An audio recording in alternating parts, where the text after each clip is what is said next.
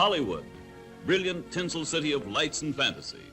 Hollywood, glorified, glittering, fascinating, fabulous, mythical kingdom.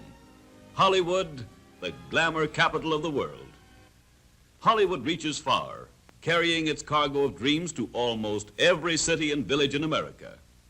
To these people, to you and to me, the motion pictures bring magic. Yet the motion pictures today are learning to put more than romance upon the screen. A new era in motion pictures has been born. The movies have been given a college education. Now the camera is seeing things for science, with beauty, drama, and action played from a scenario written as only nature could write it. How do growing things grow? Perhaps this same question has bothered you when your nice, clean lawn has overnight become a playground for dandelions. A special type of motion picture called time-lapse photography shows you, perhaps a little late, what happened to your front yard. To photograph the growth of a dandelion, this time-lapse camera, unlike ordinary movie cameras, takes separate pictures at long intervals. Speeded up on the screen, the gradual changes take place in a few seconds as we watch the life of the golden but pesky dandelion. The long time lapse between pictures emphasizes the gradual changes so that we may more easily see the difference between stages in the growth. Here, in time-lapse photography, are two roses. The smaller plant is growing in normal soil. The larger has been given special nourishment. This comparison, made possible by technical photography, has been invaluable to the science of growing things. Just as it can photograph things too slow to watch, the scientific motion picture camera can also help us see things that happen too fast for our eyes to follow. Like our eyes, the ordinary camera misses a lot when the action is fast. However, a type of photography called slow motion gives our eyes time to see all the details of action that ordinarily pass unnoticed. A slow motion camera is simply a camera that has been geared up to take a lot of pictures in a hurry. The slow down effect is produced when these pictures are projected on the screen at normal speed.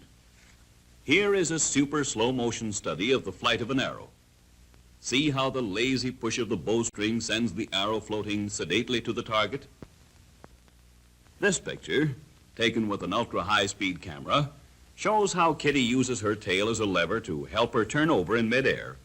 And that's why cats always land on their feet and come up smiling. Or do they? Watch it again.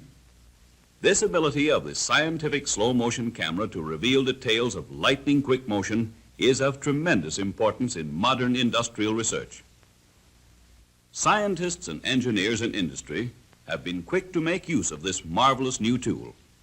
For example, studying the effects of bumps, jolts, and rough roads on the riding qualities of the automobile forms a branch of engineering all by itself. In this test run on a rough road, the wheels, tires, and springs move up and down too rapidly for the ordinary movie camera to see what is happening.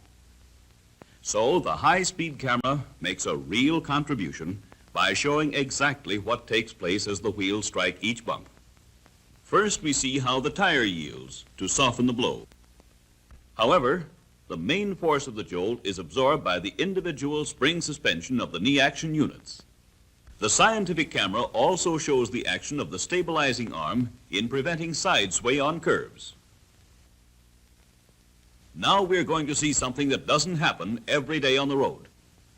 These bumps are spaced to give a real beating to the wheels, and the purpose of the test is to see what happens to the front and rear ends of the car.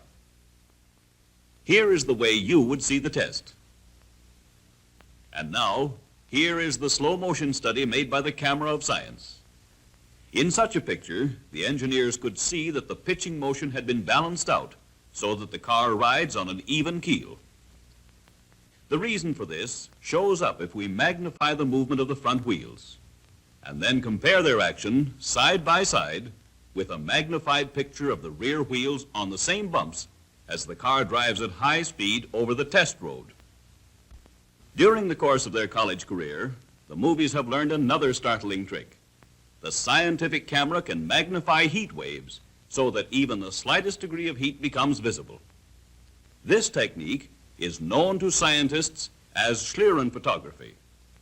A tiny mirror, the size of a pinhead, is mounted just in front of the camera lens. Some distance ahead, a large concave mirror is accurately mounted. A brilliant light is focused so that its rays fall directly into the pinhead mirror. The rays are reflected into the big concave mirror. Then they are bounced back toward the camera lens. As these light rays travel back and forth, they are bent and distorted by any waves in the air. The bending produces a wavy image on the motion picture film. In this magic Schlieren photography, heat takes on a flame-like appearance. Notice the actual flame at the center, surrounded by heat waves.